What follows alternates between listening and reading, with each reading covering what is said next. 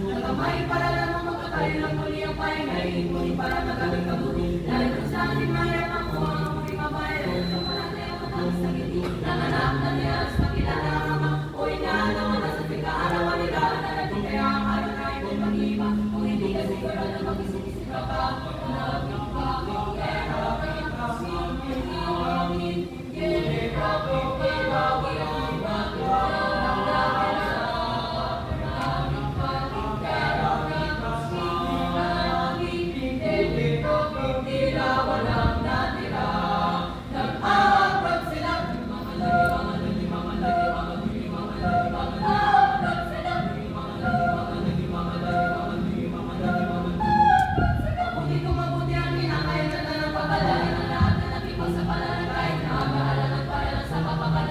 Ano sa paper?